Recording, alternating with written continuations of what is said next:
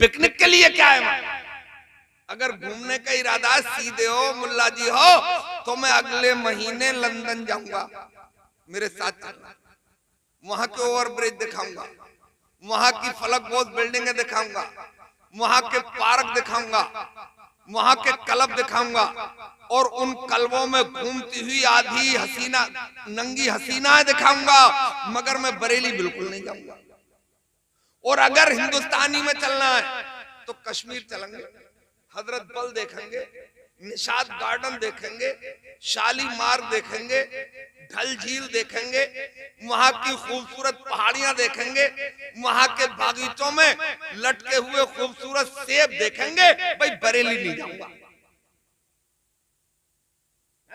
और अगर किधर ही चलना है तो नैनीताल चलेंगे, अल्लीताल मल्लीताल देखेंगे, बागेश्वर देखेंगे, अल्मोड़ा देखेंगे, रानी खेत देखेंगे, भवाली की फजाओं में घूमेंगे। बोले फंस गई चिड़िया जाल में। बोले प्रोफेसर साहब नैनीताल भी चलेंगे, अल्लीताल मल्लीताल भी देखेंगे, बागेश्वर भी चलेंगे, अल्मोड़ा भी चलेंगे, भवाली भी चलेंगे, मगर अलीगढ़ से कोई बाईपास है ही नहीं, बरेली हो गई तो चलेंगे। बोले चल यार बरेली भी चलेंगे।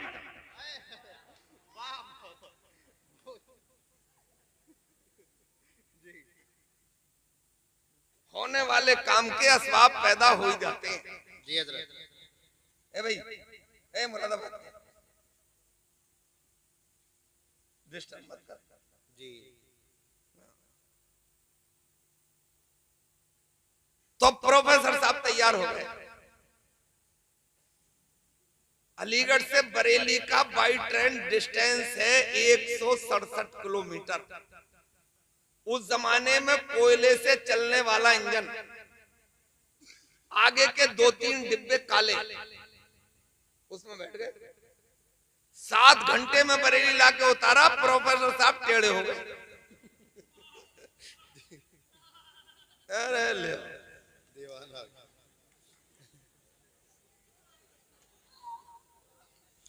बैठ जाओ, बैठ जाओ। अब बरेली जंक्शन पे है।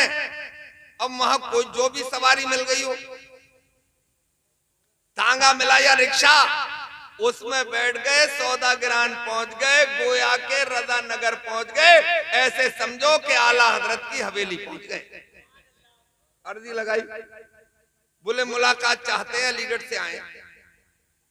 नेगेटिव जवाब आया, मनफी जवाब आया। बोले आज मुलाकात नहीं हो पाएगी। बोले वजह? बोले हजरत कहीं लंबे सफर पे जा रहे हैं, ट्रेन का वक्त होने वाला है। बोले बिजली गिर गई मेरे ऊपर, ये नीम चढ़ा धैर्या, मुश्किल से तो आया, दोबारा कहाँ जाएगा? दूसरी अर्जी लिखी। बोले हजरत मुलाकात का शर्फ बख्श देते, चाहे थोड़ी देर ही के लिए। इजाजत मिल गई 5 मिनट। 2 मिनट जाने में खर्च हो गए, बचे 3 मिनट। अब 2 मिनट आमना सामना हुआ एक नीम चढ़े दहरिए का अल्लाह वाले से। अब 2 मिनट में कितना पढ़ा दिया होगा, कितना सिखा दिया होगा? जरा नारा लगा लीजिए। नारे तकबीर, नारे रिसालत, उलमाए अहले सुन्नत, हुजूर सैयद अफरोज मियां साहिब किबला, हुजूर सैयद अफरोज मियां साहिब किबला। नारे तकबीर, नारे रिसालत, हुजूर सैयद अफरोज मियां साहब किबला। नारे तकबीर, नारे रिसालत। आप जरा तशरीफ के भाई, तशरीफ के बैठ जाए।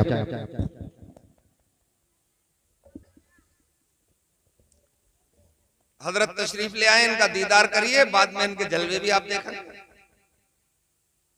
बेहतरीन बयान, मुदल्लल, मुफस्सल, मालूमाती, निकाती बयान।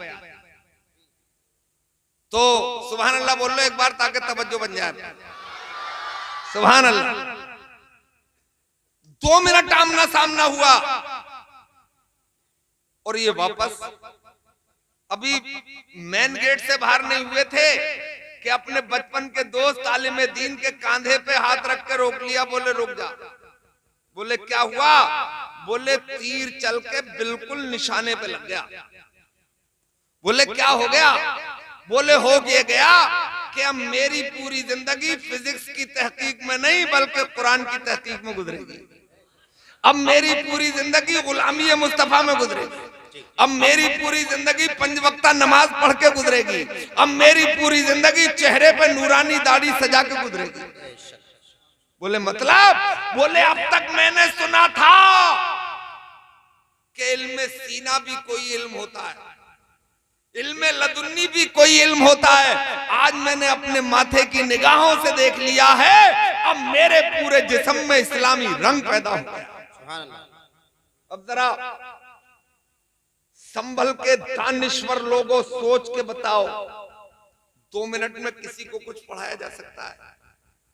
बड़े से बड़ा तालीम, बड़े से बड़ा टीचर, बड़े से बड़ा मास्टर, बड़े से बड़ा फलासफर 2 मिनट में किसी को कुछ पढ़ा सकता है? बताओ सोच के। नहीं पढ़ा सकता। आप दानिश्वर निकले, जवाब सही दे दिया आपने, मगर 2 मिनट में पढ़ाया तो नहीं जा सकता, अलबत्ता पिलाया तो जा सकता है। बेशक बोलो। मगर जब दुनिया वाले पिलाते हैं तो प्यालों से पिलाते हैं और उसका नशा कोई तुरशी उतार देती है, मगर जब अल्लाह वाले पिलाते हैं तो वो प्यालों से नहीं बल्कि नजरों से पिलाते हैं और उसका नशा कोई तुरशी उतार नहीं पाती है। उसी नशे में झूमता हुआ दीवाना जन्नत की बहारों तक पहुंचता है। बेशक बेशक। तभी तो कहा शायर ने कि तैबा से मंगाई जाती है, सीनों में छुपाई जाती है, तौहीद की में प्यालों से नहीं नजरों से पिलाई जाती है। अब बताओ ये काम तोप से हो सकता था? बताओ गोलों से हो सकता था? अणु और परमाणु से हो सकता था? ये काम तो निगाहे मर्द मोमिन से ही होता है। तभी तो मैं कहता हूं अगर अल्लाह वालों से लो लगाओ तो वो कश्ती डूबने नहीं देते हैं? उसकी कश्ती किनारे से लगी जाती है। एक शेर पढ़ ले,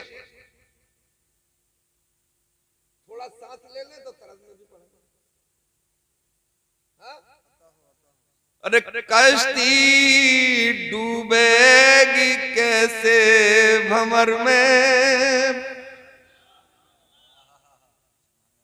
अरे कश्ती डूबेगी कैसे भंवर में, अरे पार हो जाएगी एक नजर में, जबकि मल्लाह है गौसे आज़म इब्ने हैदर बेकारे मदीना। तो वो कश्ती डूबने नहीं देते, मगर खाली किस्से नहीं सुनना है, दास्तान नहीं सुनना है, बल्कि उनकी जिंदगी पे तहकीक करके उनके बताए हुए रास्ते पे। एक बार हुआ ये कि एक बार हमारी कश्ती हिचकोले खा गई, लगा डूब जाएगी, मगर यार खुश हो जाओ किनारे लग गई और हार्ट बीट अपने सही मकाम पर आ गई। हुआ ये था जब आपका उत्तराखंड नहीं बना था तो उस इलाके से कुछ लोग हमारे पास प्रोग्राम के लिए आए।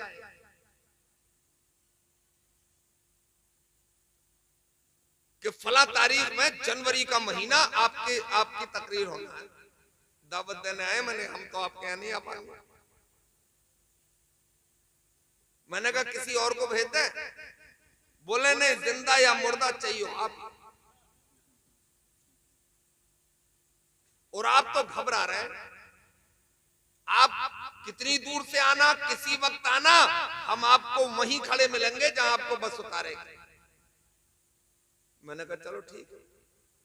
इलाहाबाद गए थे, लौटे तो उनकी बताई हुई जगह पर उतरे तो 9 बज गए थे। जनवरी के 9 बहुत देर में बजते हैं। और जब हम उतरे तो हम तो चौड़े थे, यार हमें तो रिसीव करने आए होंगे। और मौसम का मिजाज बरहम, बिजली कड़क रही, हल्की